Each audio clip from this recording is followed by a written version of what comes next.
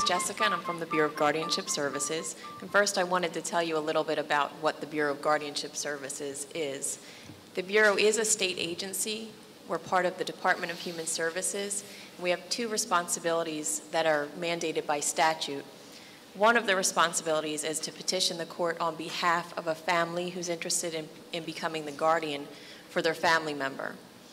The other responsibility of the Bureau is to serve as guardian for someone who has developmental disabilities and needs a guardian, but the family is not available to serve as guardian.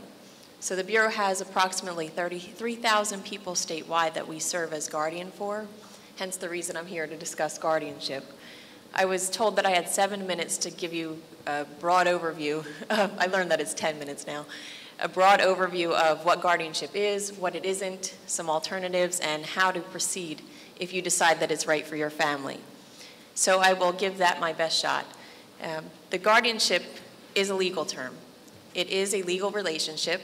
A guardian is a person or an agency that's authorized to act on behalf of an incapacitated adult. A guardian should assure that a person's health, safety, and welfare needs are met and that his or her rights are protected.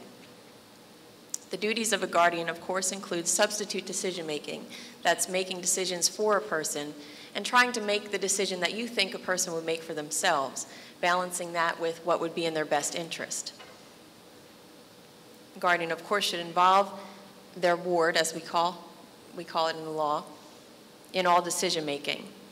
But not everyone needs a guardian. Guardianship may be considered for an individual only when it is clearly necessary and only to the extent that it's necessary. As you all know, 18 is the legal age of majority, so at that time, a parent's authority to make decisions for their child ends. So without action from a court of law, you don't have that authority to make decisions anymore. But that does not mean that you should not or cannot be involved in decision-making and planning for your child or family member. You absolutely can be part of the IEP meetings. You can be part of IHP meetings. You may even be asked to provide informed consent for a medical decision in an emergency situation without having legal guardianship established. Guardianship is necessary for someone who has a chronic medical condition and you're frequently going to the hospital. Hospitals will ask to see your guardianship papers if they believe that the person that you're bringing in is incapacitated.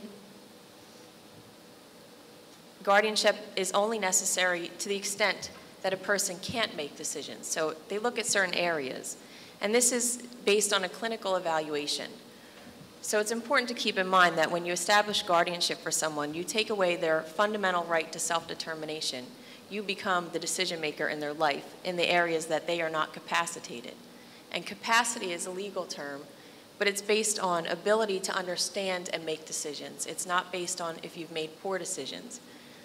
So if you've made the wrong choice in a boyfriend or girlfriend or husband or wife, that doesn't necessarily mean that you're incapacitated. There are several types of guardianship. There's a distinct separation between guardianship of a person versus guardianship of the property. For the purposes of this discussion, I'll focus on guardianship of the person.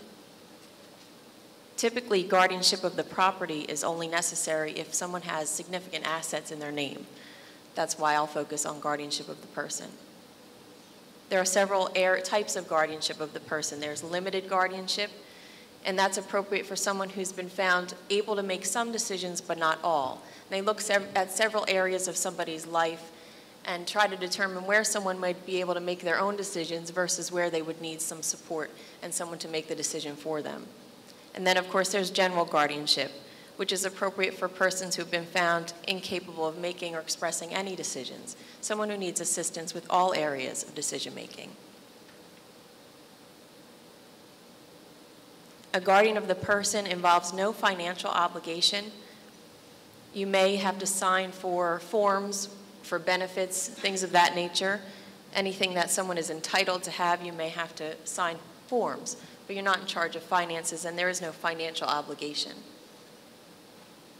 A guardian of the person is responsible for encouraging individuals to participate in the decision-making to the best of their ability. And of course, to encourage someone to act on their own behalf whenever they're able. You should encourage the person to develop or regain capacity in the areas for which they've been determined to be incapacitated. Oftentimes, if we have never had to make a major decision, we don't have experience in that area, so we don't know what type of decision to make or even what kinds of questions to ask. The guardian of the person, of course, makes decisions on behalf of the person only to the extent of the court order.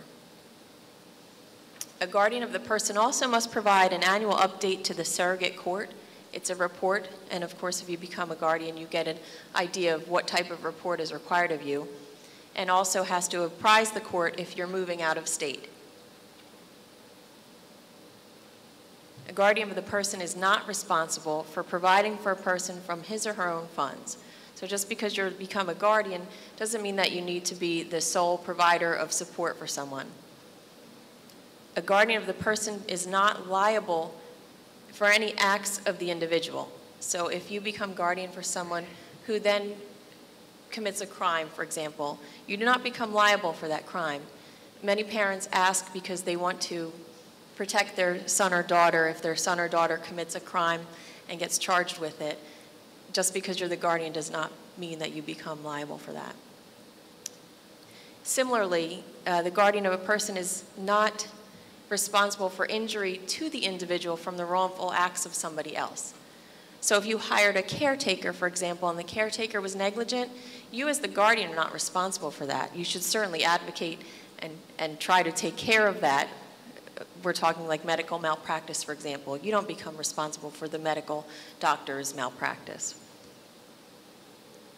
And a guardian of the person does not have to take someone into their home. It's not custody. Guardianship is not the same as custody. There are limitations on legal guardianship. There are legal limitations that are written into the law, such as a guardian cannot consent to some very old types of treatments, such as shock treatment, psychosurgery, sterilization, and or medical, pharmacological, or behavioral research. There are laws that allow for in very distinct circumstances for someone to consent to participation in a research study. The guardian can petition the court if they find it necessary to pursue any of these things they're prohibited to do. You can petition the court for a guardian ad litem. It's a little more complicated. And of course, with guardianship, there are practical limitations. When you become a guardian, you don't, and Joe and I often joke about that one, you're limited. You don't become the power over everything. Your family member, child, son, daughter, whomever, will still date someone that you don't approve of, will still try to break the curfew or have any normal human indiscretions.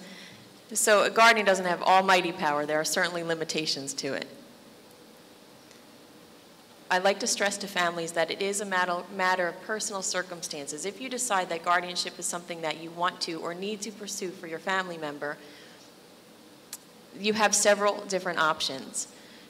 If you think of an alternative may be, say, an advance directive, which a person has to be able to consent to. So if I would like to write an advance directive, it's an instruction on how I would like my treatment to be medically. So if your family member doesn't have the capacity to understand that, then advance directive is not an option. Power of attorney is another alternative to guardianship. Again, the person has to consent to that, and that does give you a lot of authority over decision making, but it is something that they can take back. So a person has to consent to that. Some families do find it necessary to pursue guardianship, and there are several options available. You can hire an attorney to do it for you. And if you're interested in getting guardianship of the property, hiring an attorney to do it privately is the only option. You can't do it any other way. You can't have the state petition on your behalf, and you can't petition yourself if you want to do guardianship of the property. You can follow the pro se process, which means represent yourself in court.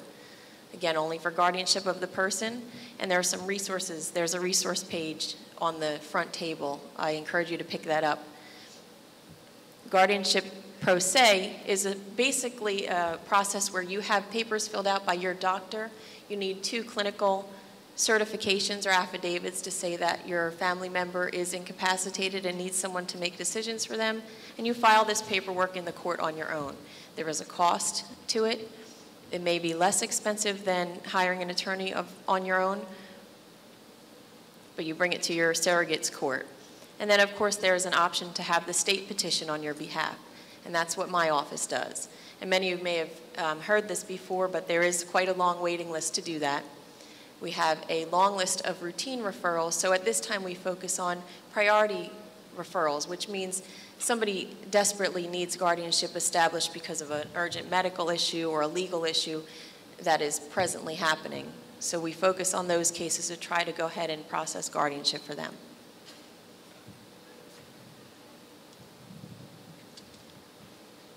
At the end, I'd be happy to answer any questions.